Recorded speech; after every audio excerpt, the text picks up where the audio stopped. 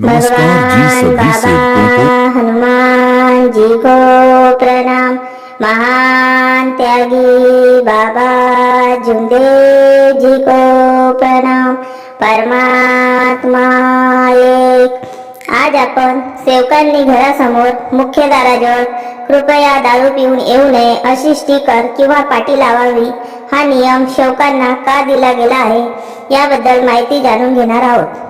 बघा सेवकांनो, महान त्यागी बाबा जुंदेवजींनी एका भगवंताची प्राप्ती करून ही दैवी कृपा आपल्याला मिळवून दिली व आपल्यासारख्या दुःखी कष्टी व्यसनाने ग्रासित अंधश्रद्धेच्या आहारी गेलेल्या लोकांना या मार्गाची ओळख करून दिली व आमच्या जीवन सुखी समाधानी करून ही सोनेरी पहाट आमच्या जीवनात आणली। या मार्गात येण्याच्या अगोदर सेवक आपल्या जीवनात व्यसनाने ग्रासलेले होते। दारू सारखा मोठा व्यसनामुळे त्या व्यक्तीचे जीवन नरक झाले होते। त्यांचा कुटुंब उद्ध्वस्त झाला होता। त्यांना शारीरिक, मानसिक व आर्थिक असे अनेक प्रकारचे दुःख त्यांच्या कुटुंबात निर्माण झाले होते। परंतु धन्य ते आमचे सद्गुरू महान त्यागी बाबा जुंदेवजी, त्यांनी आम्हा सेवकांचे जीवन ज्याची व्यसनामुळे माती झाली होती त्याचे जीवन त्यांनी सोन्यासारखे चकाकणारे बनविले व त्यांनी आम्हाला हा मार्ग दिला। तत्वशब्द नियमाची शिकवण दिली। मानवासारखे वागून मानव बनविले। त्यांनी या मार्गात दिलेल्या प्रत्येक गोष्टीचे महत्त्व आहे।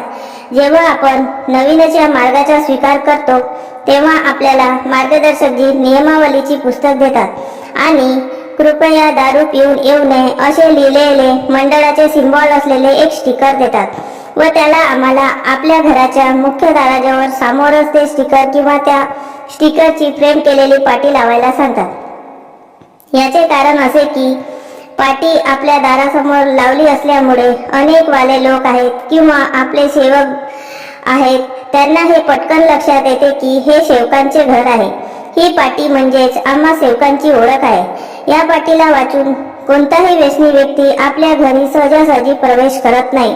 त्याला पाटी बघून त्याला कळते की हा सेवकांचा घर आहे।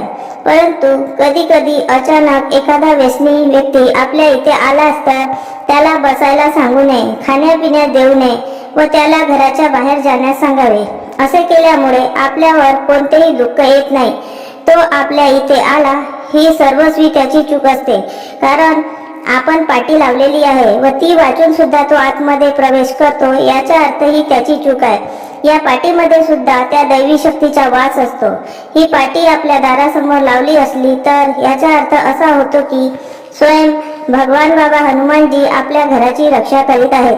ते 24 तास आपल्या दारावर पहारा देत आहेत व आपण सेवकांची रक्षा करीत आहेत। ही पाटी वाचून जे देवाच्या नावाने भिक्षा मागतात, मंदिरासाठी चंदा गोळा करतात, ते लोक सुद्धा आमच्या घरी प्रवेश करत नाही, कारण त्यांना कळते की हे परमात्मा एक सेवकाचे घर आहे व हे कोणत्याही देवी देवताच्या नावाने दान देत नाही। यामुळे आमच्या अंधश्रद्धेपोटी जो पैसा जात होता तो सुद्धा वाचतो। या पाटीमुळेच आपल्याला सेवकांचे घर कोणते आहेत, किती आहेत याची माहिती सुद्धा होते व ओळखी सुद्धा होतात। कृपया दारू पिऊन येऊ नये ही फक्त एक पाटी नसून बाबांच्या आदेशाचे शब्द आहेत।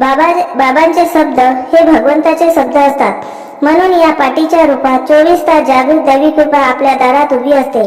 या दैवी कृपेजवळ आपण जर योग मागितला की भगवंता, माझ्या घरात कोणत्याही व्यसनी व्यक्ती, कोणती वाईट प्रवृत्तीची व्यक्ती किंवा कोणतीही वाईट शक्ती, कुठल्याही प्रकारचे विषारी जीव जंतू आमच्या घरात प्रवेश करता कामा नये असा जर योग मागितला तर ही दैवी कृपा जी आपल्या घराचे रक्षण करते ती त्या वाईट गोष्टीला प्रवेश करू देत नाही, असा माझा स्वतःचा अनुभव आहे। म्हणूनच आपण सेवकांना घरासमोर मुख्य दाराजवळ कृपया दारू पिऊन येऊ नये अशी स्टिकर किंवा पाटी लावण्याचा नियम दिला गेला आहे।